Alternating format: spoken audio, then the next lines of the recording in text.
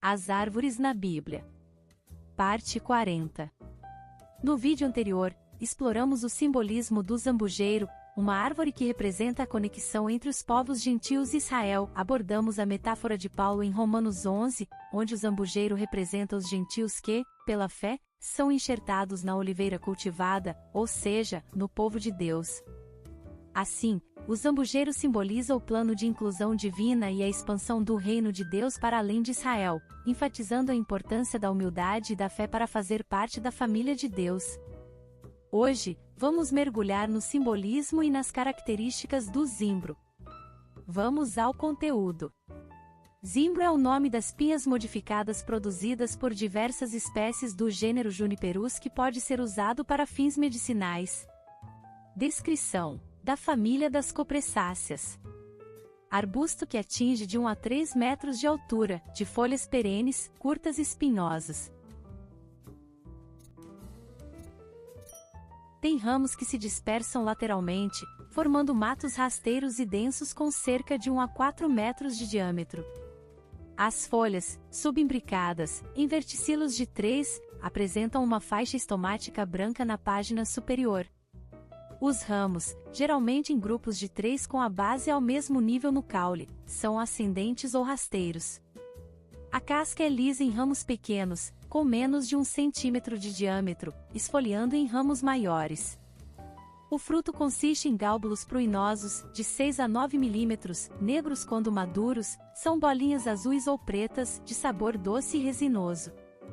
É apreciado pelos seus frutos, que se prestam à produção de bebidas aromatizadas, como o gin e a genebra. Propriedades: diurética, depurativa, expectorante, antisséptica, aperitivas, tonificantes, carminativas, revolvivas. Indicações: combate edemas, ácido úrico, infecções broncopulmonares, acalma dores reumáticas e da artrose. Atenção, muito importante! Baal, um dono, senhor, marido, o principal deus da fertilidade em Canaã. O culto a Baal foi uma das piores tentações dos israelitas, desde os tempos antigos. Azerá, companheira de Baal, poste ídolo. O culto a deuses pagãos, através de árvores que os representam ou atraem sua presença, antecede em milhares de anos ao nascimento de Cristo. A palavra hebraica Ashera é usada tanto para referir-se a Zera, deusa da fertilidade, conhecida tanto como mãe de Baal como por mulher dele, quanto para identificar uma árvore sagrada, ou poste ídolo, que a representasse. Assim, a adoração pagã de Azera, também chamada Astarte, Astorete ou Asterote, estava ligada ao culto de árvores em bosques sagrados pelos semitas. Já naquele tempo procurava-se justificar a idolatria relacionando-se, em textos e gravuras, o culto a Azerá a um suposto retorno à árvore da vida. Entenda-se, porém, vida nesse contexto como fertilidade, reprodução e prazer.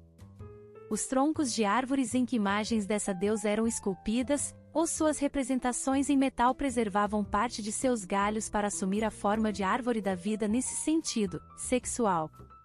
Obviamente, nem todas as representações de Azerá eram tão explícitas. Mas bastava uma árvore frondosa ou mesmo um tronco com parte dos galhos para que a ligação mental surgisse. Foi por isso que Deus proibiu expressamente a presença de qualquer árvore junto ao seu altar. Não estabelecerás poste ídolo, plantando qualquer árvore junto ao altar do Senhor, teu Deus, que fizeres para ti. Deuteronômio 16, verso 21. Os israelitas estavam proibidos de se juntar com os pagãos para participar de seus cultos, não deveriam visitar seus bosques sagrados, nem curvar-se diante de suas imagens nos lugares altos, mas isso não é tudo. Estavam também proibidos de manter bosques ou mesmo uma única árvore próxima a um altar dedicado a Deus, para que o culto ao Deus verdadeiro fosse completamente diferenciado da adoração aos falsos deuses. Os bosques ao redor dos lugares de culto dos pagãos serviam para ocultar os adoradores enquanto participavam das orgias e sacrifícios humanos que ali eram oferecidos. No culto ao Deus de Israel, não havia necessidade de que nada fosse feito em segredo. Não era preciso nem permitido nenhuma árvore ou tronco próximos ao altar divino. Nem havia necessidade de qualquer representação ou símbolo da divindade, porque Deus não divide sua glória com nenhum ídolo ou objeto de culto.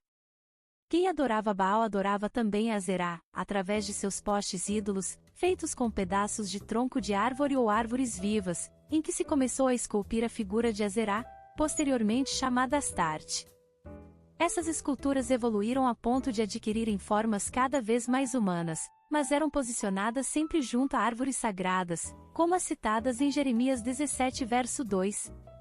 Seus filhos se lembram dos seus altares e dos seus postes ídolos junto às árvores frondosas, sobre os altos outeiros.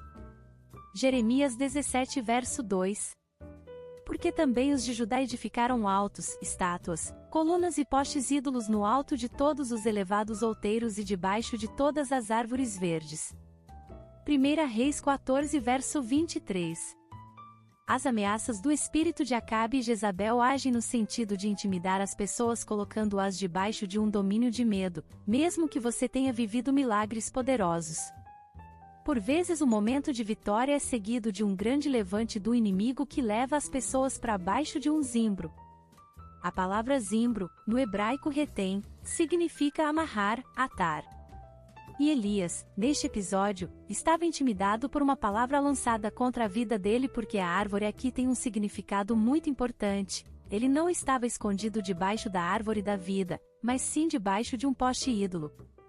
É exatamente o que o inimigo quer fazer, prender e amarrar você, lhe deixando estático e espiritualmente morto, sem ação, mantendo assim toda a unção do espírito represada e inativa.